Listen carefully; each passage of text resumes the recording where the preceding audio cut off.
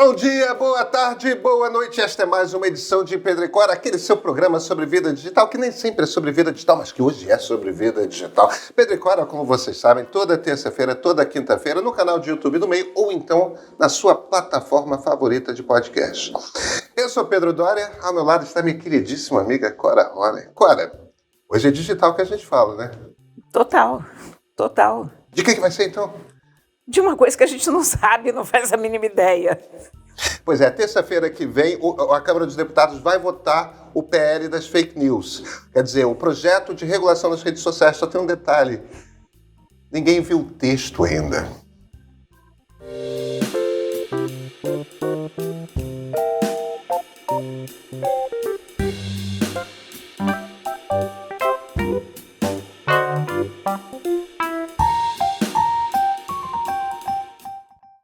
Cora, aconteceu.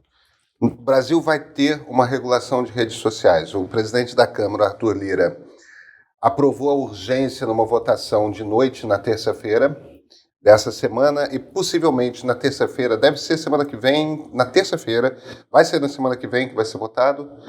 Possivelmente na terça-feira vai ser votado esse projeto. O pessoal está chamando de PL das fake news. Eu acho um nome muito ruim. Porque fica parecendo que o problema que ele está querendo resolver é fake news e não o que o projeto de fato é, que é um projeto de lei que é uma regulação mais geral das plataformas digitais. Agora, está aprovado com urgência, vai ser votado na semana que vem e a gente não sabe o que o projeto é, porque tem um projeto do Orlando Silva, que é o relator, que tinha ficado pronto no ano passado, e o texto a gente conhece. Alexandre de Moraes, presidente do Tribunal Superior Eleitoral, apresentou sugestões na terça-feira. Existem sugestões por parte do Planalto e por parte do Poder Judiciário. Aliás, eu gosto bastante das do Poder... não do Poder Judiciário, do Ministério da Justiça.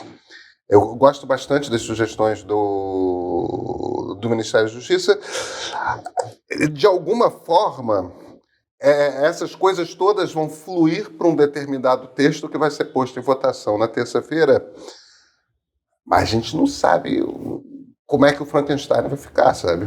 Olha, eu vou começar falando de uma viagem que eu fiz ao Marrocos. Opa, vamos lá. Eu estava para lá de Marrakech, literalmente, no mapa, indo para uma cidade chamada Essaouira, que antigamente chamava Mazagão. Era uma cidade que teve colonização portuguesa, conforme se pode perceber por esse nome. Bom, nada disso importa, o que importa é que para lá de Marrakech, no meio do caminho, tinha um monte de árvores de argan. O argan é aquela noz que eles usam para fazer óleo de cabelo. Enfim, se você for acreditar na propaganda que o pessoal faz do argan, ele cura tudo.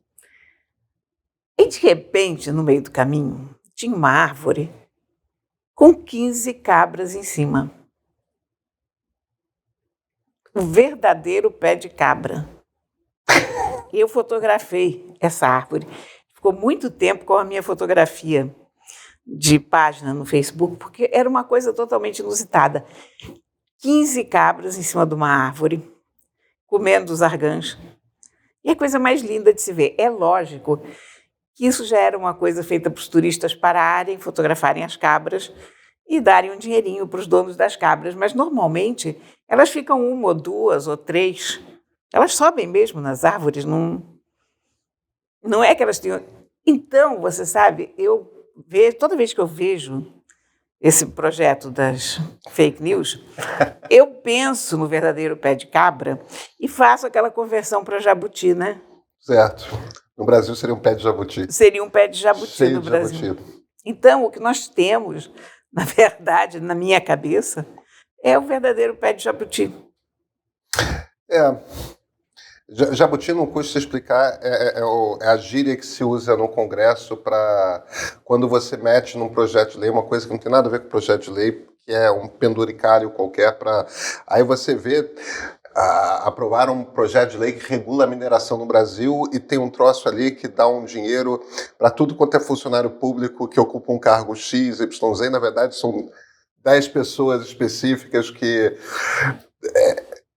são jabutis e possivelmente esse negócio vai ter muito jabuti no sentido de que inúmeras corporações, inúmeros grupos de interesse estão todos ali querendo botar sua coisinha, né? E tudo bem.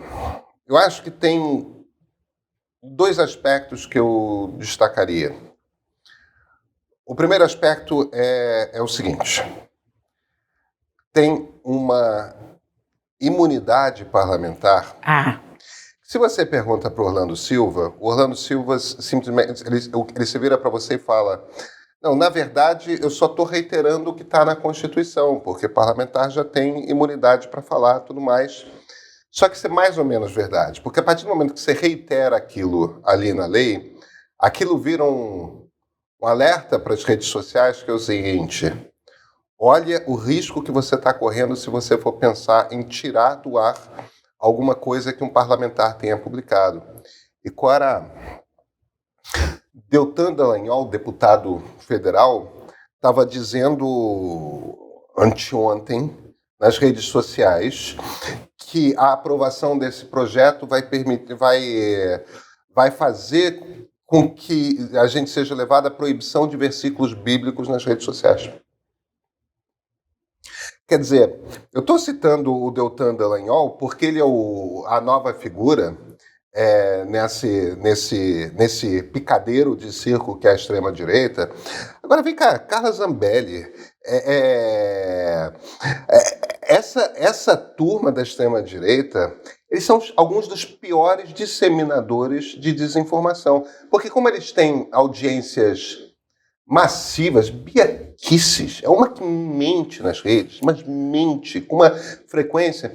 Então, no fim das contas, o que eles estão dizendo é o seguinte: a gente quer controlar o problema da desinformação, mas a gente quer dar uma licença para os piores disseminadores de desinformação continuarem agindo livremente. Se eu tivesse que destacar dois aspectos, o primeiro aspecto seria esse. Esse é o primeiro aspecto que eu destaco também. Eu fiquei tão revoltada quando eu vi isso da primeira vez, porque eu entendo a necessidade básica da imunidade parlamentar, mas isso tinha que ser revisto também. Porque uma coisa é você garantir uma imunidade parlamentar dentro de um regime de exceção, porque o deputado corre risco de vida ou de ser calado. Enfim, você tem que garantir a um representante do povo o direito de falar sobre qualquer circunstância, mas não sobre qualquer coisa. Não o poder de mentir, né? Pois é. Não o poder de incitar a violência também. Sabe? Então, você se eleger deputado no Brasil é praticamente uma garantia de impunidade para a tua vida toda. Eu acho que isso cria também, acentua as diferenças sociais e políticas entre uma classe de cidadãos, que é uma casta política horrorosa a essa altura do campeonato, e a população em geral. A questão da imunidade parlamentar, ela nasceu por uma... As pessoas, às vezes, não entendem bem essa coisa por que essas duas palavras caminham juntas, né? Democracia e liberal. Por que o nosso regime não se chama simplesmente uma democracia? E por que não é simplesmente uma república liberal? E não, é um bicho que foi posto junto. E foi posto junto por uma lógica. Esses dois conceitos distintos foram postos juntos por uma lógica. Porque os liberais lá do século XVIII, aqueles filósofos iluministas, eles tinham dúvidas se democracias funcionavam. Porque o medo que eles tinham era que democracias virassem ditaduras da maioria. E que virasse uma máquina de produzir, por exemplo, uma Alemanha nazista, em que a maioria simplesmente toma a decisão de exterminar uma minoria ali. Então, a ideia do componente liberal, quando ela traz as garantias de direitos individuais, tipo, o Estado nunca pode ter o poder a ponto de esmagar uma pessoa, aquele problema que você tinha dos reis absolutistas e tudo mais, né? Não, o Estado nunca está acima dos direitos de uma pessoa. Isso é um dos quesitos liberais. O outro quesito são todos esses componentes que a gente chama de contramajoritários. Quer dizer, são os diversos filtros que você espalha na democracia para que, claro, a gente vai eleger um presidente da República que é o eleito pela maioria. Mas esse presidente vai ter sempre o seu poder limitado, de forma que ele nunca possa chegar ao ponto de esmagar minorias. Então, quando você compõe um parlamento, a ideia é que o parlamento vai ser tão amplo que ele consiga comportar representantes das diversas correntes de opinião da sociedade, mesmo que minoritárias, mesmo que sejam correntes de opinião que, sei lá, só tenham 5% dos votos, portanto, jamais vão eleger o chefe do executivo, mas vai ter alguém ali com a garantia de que ela vai poder manifestar as opiniões de uma determinada minoria. O bizarro é o seguinte: então é para isso que existe a imunidade parlamentar, para garantir que as minorias tenham voz, que pessoas que tenham ideias, que estejam em número suficiente para eleger um deputado, uma deputada, mesmo que suas ideias sejam impopulares, mesmo assim você vai ter a garantia de que suas ideias poderão ser manifestadas no espaço em que o debate público acontece.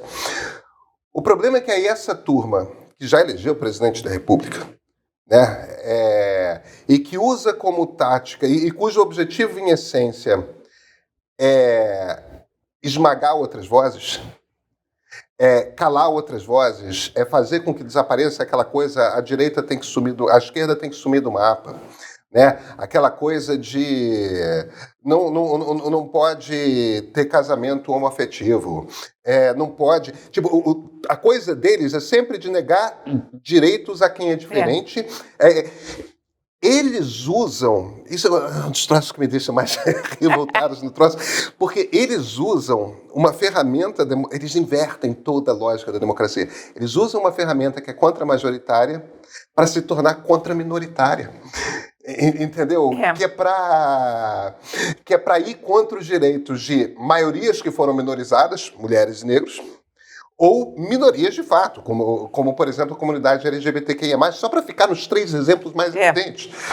Né? Então, esse argumento da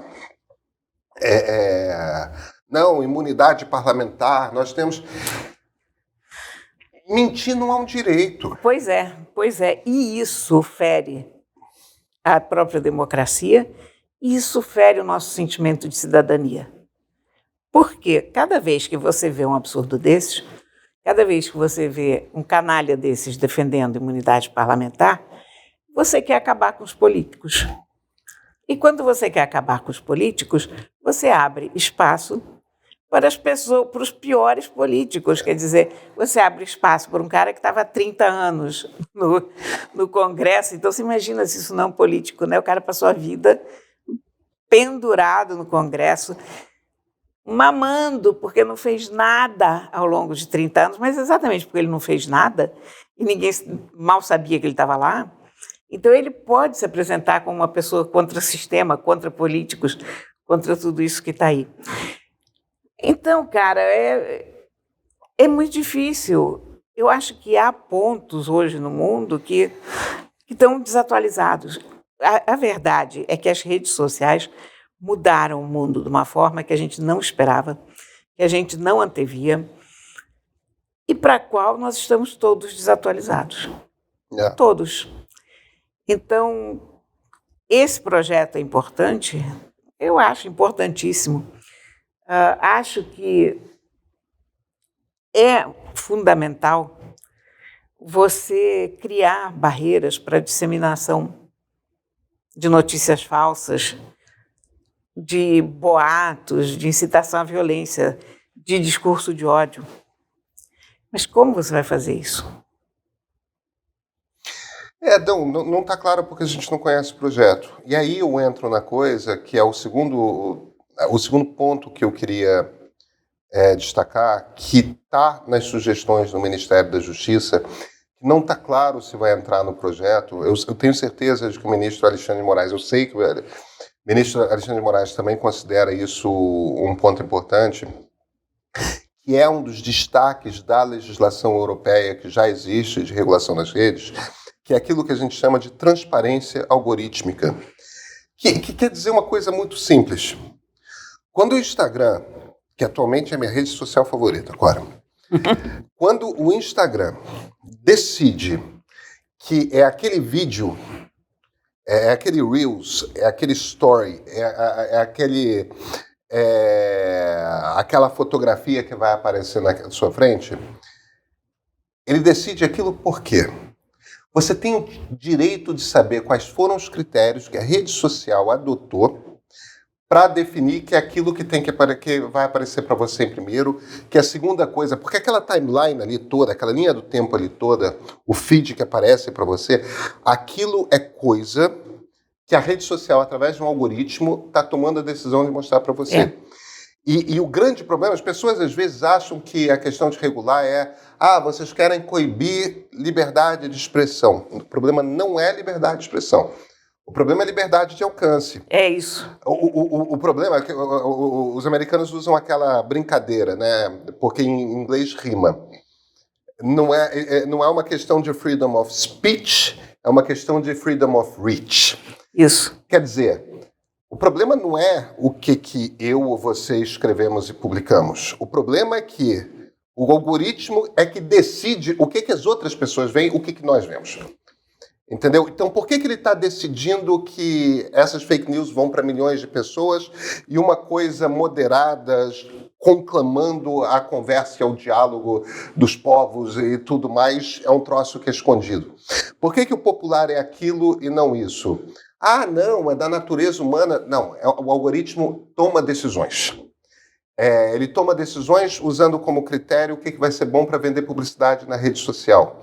O problema é o seguinte: os critérios dele acabam se tornando os critérios de que ideias vão ser divulgadas na sociedade e que ideias não vão ser divulgadas na sociedade. O direito mais básico que todos nós deveríamos ter é o de entender por que o algoritmo tomou aquela decisão. Sim. Então, tudo bem, quer me mostrar esse vídeo e depois essa foto e depois esse texto? Bacana. Por que você decidiu que eu tenho que ver isso aqui? Eu quero saber qual o critério de edição, sabe? E isso vem junto com outra coisa, porque as redes alegam que elas são só álbuns em que as pessoas estariam colando coisas. Olha aqui. Não, elas lucram muito em publicidade com o que é publicado nelas. Elas têm que ser responsabilizadas pelo que as suas páginas têm. E elas têm como cuidar disso, porque só tenta postar uma foto de uma mulher pelada no Facebook. É claro. Ponha os seios de fora de uma mulher no Facebook, em, sei lá, meia hora, aquela tua postagem sumiu, nem meia hora. Acho que é o tempo de subir e você já levar uma gongada. Então, o segredo para tirar as coisas do ar eles têm. Porque o que eles julgam necessário tirar, os parâmetros da comunidade, ou o que eles determinam que deve ser ou não deve ser, eles fazem. Então, eles não podem alegar essa inocência. Eles não são só o carteiro que está trazendo uma carta e não sabe o que está no interior. Tem uma campanha que evidentemente não vai para frente, mas que eu acho sempre muito fascinante, que é Free the Nipple. Free the Nipple, Liberte o mamilo. Usando como critério, o que eu acho muito interessante, usando como critério o seguinte argumento. Vem cá, isso é uma questão muito objetiva. Quem é que tomou a decisão de que mamilo de homem pode e mamilo de mulher não pode? Pois é. Por quê? E é uma hipocrisia, né? Não, total. E aí eles fazem coisas, uma das coisas que eles gostam de fazer para confundir é publicar, eles fizeram isso, né? Publicaram a foto de um homem trans e uma mulher trans, ambos com cirurgia, né? A mulher trans com prótese para ter seios e o homem trans que tirou tudo mais, de tipo, qual é o mamilo feminino e qual é o mamilo masculino aí, né? Pois é. Porque, evidentemente, vai ter as pessoas mais conservadoras vão dizer que o contrário, né? Então, Mas enfim... Olha, eu vi uma sugestão, por falar em anúncios, porque nós falamos agora em anúncios, e que eles lucram com anúncios, os anúncios são outro problema muito sério nas redes sociais. Especialmente quando a gente fala em política, anúncios políticos, porque quando você tinha anúncio na televisão, anúncio no jornal, todo mundo sabe que anúncio foi publicado. Hoje, nas redes sociais, você não sabe, porque os anúncios são personalizados. São dinâmicos. Então, aconteceu na eleição nos Estados Unidos que o Facebook não sabia dizer quais anúncios tinham ido para quem. Mentira, claro que eles sabem. Obviamente não queriam mostrar porque havia claramente um viés conspiracionista, supremacista branco, sei lá, que estava escondido lá, que eles não quiseram mostrar. E teve a questão de que foi identificado que o governo russo estava pagando por publicidade eleitoral americana pró-Donald Trump, né? Não, e aí quando você vê a extrema-direita que acredita em absolutamente tudo, e aliás a extrema-esquerda também, só que acredita em coisas diferentes. Mas quando você vê o tipo de propaganda conspiracionista que aparece, você fica chocado que alguém acredite naquilo, mas as pessoas acreditam. E aquilo está circulando. E a gente não sabe. E está criando cada vez mais gente que vai cantar no Nacional para um pneu. Sabe? É complicado. Então, eu vi uma sugestão muito interessante que as redes tinham que funcionar com um banco de anúncios. Um banco de anúncios transparente, onde você teria como verificar todos os anúncios que estão sendo postados naquela rede. Pois é, no fim das contas... Isso é fundamental, porque se a gente não fizer isso, você vai continuar tendo anúncios de armas para garotos de 15, 16 anos. Como existe em alguns lugares nos Estados Unidos, por ser legal. Pois é. E por aí vai, é muito complicado. A gente... O diabo, Cora... Olha, vou voltar bem atrás um tempo. Você se lembra, na campanha da Dilma, daquele anúncio horrível contra a Marina? Claro. Foi uma das peças mais sórdidas... absolutamente canalha. Da política brasileira. Porque era uma família na mesa do almoço e se você votar na Marina, aí some o livro da mão da criança, some a comida da mesa, enfim... Fake news. Porque ela tornaria independente o Banco Exatamente. Central. É uma coisa horrenda. Né? Acaba com a candidatura de uma pessoa. Então, mas a sociedade tem uma defesa, nós estamos aqui nos lembrando desse anúncio até hoje. É claro. Nós estamos apontando para esse anúncio como algo que não deve ser feito. Nós conhecemos a autoria, nós sabemos quem pagou e quem promoveu aquilo. E não podemos aceitar esse tipo de coisa, podemos nos manifestar como sociedade contra aquilo. Pois é. Agora, se isso é mostrado, escondido, personalizado, e a gente não sabe para quem... A gente nem sabe que ele existe, a gente nem sabe para quem foi. E esse aí eu acho que é o ponto fundamental. Uma das coisas principais que me incomodam... é claro que precisa regular. Entendeu? Hoje, 3, 4 empresas privatizaram, em essência, o espaço e os CEOs dessas 3, 4 empresas determinam as regras que seguem o debate público em todas as democracias do mundo. De nós aos Estados Unidos, da Argentina à Índia. É claro que você precisa regulamentar. É claro que sociedades democráticas precisam ter o controle sobre quais são as regras que nós utilizamos para definir como que o debate público acontece, o que vai... Não podem ser 4 grandes corporações que valem $1 trilhão. Então, é muito louvável que o Congresso Nacional vá votar esse projeto. Agora, é terrível que ele esteja sendo votado com tão pouca transparência. Pois é. A quanto dia vai ser votado terça-feira, a gente não conhece o texto. Não pode, Cora. E eles dizem que já foi exaustivamente discutido e que a sociedade já participou e que todo mundo deu palpite, mas não é verdade. Não, não é verdade. Existem debates de fato, existem discussões de fato. Agora, é uma semi-verdade, porque o que se discutiu até agora é a teoria. É isso. Discutir a teoria, a gente pode ficar discutindo anos a teoria, e eu tenho mais um exemplo concreto, aliás, muito concreto, não tem nada a ver com isso, mas no fundo tem. Antes das Olimpíadas, quando estavam fazendo o metrô no Rio de Janeiro, havia um projeto de passar uma saída para a Lagoa, uma extensão da estação Praça General Osório, ali na Lagoa. Então, nós fomos convocados, moradores todos ali da área, todos chiamos pra caramba, demos o contra, porque aquilo implicaria anos de obras muito perigosas, porque é explodir pedra atrás do teu edifício, quer dizer, o meu acabou com a rachadura, por exemplo. Aquele barulho no teu ouvido, e por uma coisa desnecessária, porque ele apenas replica o caminho que você faz por cima.